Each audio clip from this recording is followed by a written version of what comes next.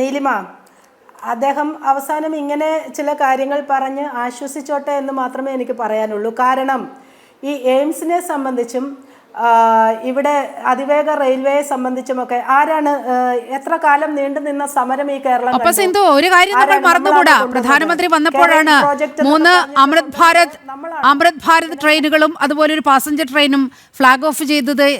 കേരളത്തിന് 4 ട്രെയിനുകളാണ് കിട്ടിയത്. അതൊക്കെ മറന്നുകൊണ്ടാണ് ഇത്തരത്തിൽ പ്രസ്താവനകൾ നടത്തുന്നത് എന്നതുകൂടി ചിന്തിക്കണം.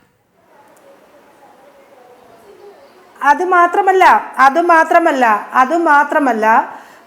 കേരളത്തിൽ നിന്നും തെരഞ്ഞെടുക്കപ്പെട്ട ഒരു MP ഉണ്ടായി കഴിഞ്ഞ സമയം മുതൽ ആ MPയെ അവഹേളിക്കുക എന്നുള്ള ഒരു നിലപാടിലേക്ക് രാഷ്ട്രീയം മറന്ന് UDFും LDFും ഒന്നിച്ച് എന്തു നല്ലത് ചെയ്താലും അവഹേളിക്കുക എന്നുള്ള രീതിയിലേക്ക് എത്തിയ ഒരു രാഷ്ട്രീയമുണ്ട് ഇവിടെ. പരിഹാസത്തിൻ്റെ ഒരു രാഷ്ട്രീയം. എത്രയോ നല്ല കാര്യങ്ങൾ അദ്ദേഹം ചെയ്യുന്നുണ്ട്, അതൊന്നും ഇവർ കാണുന്നില്ല. ഇവരുടെ MPമാർ ചെയ്യുന്നതിനേക്കാൾ കൂടുതൽ എത്രയോ കാര്യങ്ങൾ അദ്ദേഹം ഇവിടെ എത്തിക്കുന്നുണ്ട്, അതൊന്നും ഇവർ പറയുന്നില്ല. അപ്പോൾ പരിഹാസത്തിൻ്റെ രാഷ്ട്രീയം മുതലാക്കിക്കൊണ്ട് ഇപ്പോൾ എയിംസിനെ അവർ അദ്ദേഹത്തിൻ്റെ തലയിൽ കെട്ടിവെച്ച് അധിക്ഷേപിക്കണം. എയിംസ് വേണമെന്ന് പറഞ്ഞത് അദ്ദേഹം MP ആയ സാഹചര്യത്തിലല്ല, അതിന് മുമ്പ് എത്രയോ കാലങ്ങൾക്ക് മുമ്പ് എയിംസ് എന്ന് പറഞ്ഞ ആവശ്യം ഇവിടെ വന്നു തുടങ്ങി. ശ്രീ സുരേഷ് ഗോപി MP ആണോ എയിംസ് എന്ന് പറഞ്ഞ് ആദ്യമായിട്ട് വന്നത്? അദ്ദേഹത്തിനോട് ചോദിക്കുന്ന ചോദ്യങ്ങൾക്ക് അദ്ദേഹത്തിൻ്റെ മനസ്സിലുള്ള ആഗ്രഹം, എയിംസ് കൊണ്ടുവരാനുള്ള ആഗ്രഹം, അതിന് കൂടെ നിൽക്കേണ്ടത് ആരാണ്? ഒരു സംസ്ഥാന സർക്കാരാണ്. അതെന്തുകൊണ്ട് ഇവർ മറച്ചു വയ്ക്കുന്നു? എന്നിട്ട് എല്ലാ പ്രശ്നങ്ങളും BJPയുടെ MPയുടെ മേലിട്ട്, എല്ലാ കാര്യങ്ങളും അങ്ങനെയാണ്, കേന്ദ്ര ഗവൺമെൻറ്റിൻ്റെ മേലെ ചാരിക്കൊണ്ട് രക്ഷപ്പെടുക, പഴുതടച്ച് രക്ഷപ്പെടുക എന്നുള്ള കാര്യങ്ങളാണ് കാലങ്ങളായിട്ട് ഇവിടെ ഈ സർക്കാർ കാണിച്ചുകൊണ്ടിരിക്കുന്നത്. അതിൻ്റെ ഒരു അനുരണനമാണ് ഇപ്പോൾ ഇദ്ദേഹത്തിൻ്റെ വായിൽ നിന്നും ഇപ്പോൾ നമ്മൾ കേട്ടത്. അതും പരിഹാസത്തിൻ്റെ ഒരു സ്വരമാണ് കേട്ടത്. ഇവർക്ക് ഇങ്ങനെ സംസാരിക്കാൻ സാധിക്കൂ? ഈ കേരളത്തിന് നൽകിയിരിക്കുന്ന വികസനങ്ങളെക്കുറിച്ച് ഇവർക്ക് സംസാരിക്കാൻ സാധിക്കില്ല.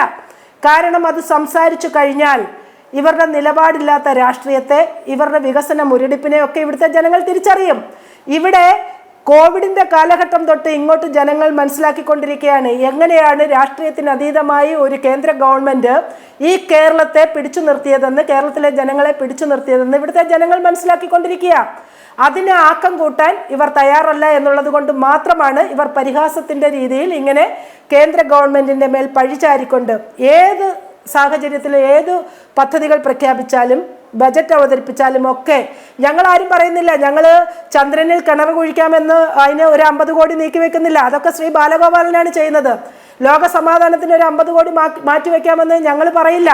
ഞങ്ങൾ പ്രാക്ടിക്കലായിട്ട് പ്രായോഗികമായിട്ടുള്ള കാര്യങ്ങളെ ചിന്തിച്ചുകൊണ്ടാണ് ഞങ്ങൾ ബജറ്റ് അവതരിപ്പിക്കുന്നത്. അല്ലെങ്കിൽ മെസ്സിയെ കൊണ്ടുവരാമെന്ന് പറഞ്ഞുകൊണ്ട് പ്രായോഗികമാണ് ഈ ബജറ്റ് എന്നാണ് TP സിന്ധുമോൾ പറഞ്ഞ് അവസാനിപ്പിക്കുന്നത്. ഏറ്റവും അവസാനം ശ്രീ നീതി സാറിലേക്കാണ് പോകുന്നത്. ശ്രീ നീതി സാർ, ഈ പറഞ്ഞതുപോലെ കേരളത്തെ മാത്രമായി ഇങ്ങനെ വേർതിരിച്ച് കാണേണ്ടതുണ്ടോ? ഇത് കേരളം എന്ന് പറയുന്നത് ഭാരതത്തിനകത്തെ ഒരു സംസ്ഥാനമാണ്. ഭാരതീയർക്ക് ലഭിക്കുന്ന മുഴുവൻ ഗുണങ്ങളും നമ്മുടെ കേരളീയർക്കും അവകാശപ്പെട്ടതാണ്. അങ്ങനെയല്ലേ ഈ ബജറ്റിനെ കാണേണ്ടത്? എനിക്കിവിടെ 3 കാര്യങ്ങളാണ് പറയാനുള്ളത്. ഒന്ന്, 2026-27 ബഡ്ജറ്റ് അവതരിപ്പിച്ച് കഴിഞ്ഞു. ഇപ്പോൾ ഹെൽത്തിലാണെങ്കിലും എഡ്യൂക്കേഷനിലാണെങ്കിലും ടൂറിസത്തിലാണെങ്കിലും ഒരുപാട് പ്രപ്പോസൽസ് പറയുന്നുണ്ട്. ആ പ്രപ്പോസൽ ഒരു സംസ്ഥാനത്തിന് മാത്രമല്ല, ഇന്ത്യയിലെ 29 സംസ്ഥാനങ്ങൾക്കും അതിൻ്റെ പ്രയോജനം കിട്ടും.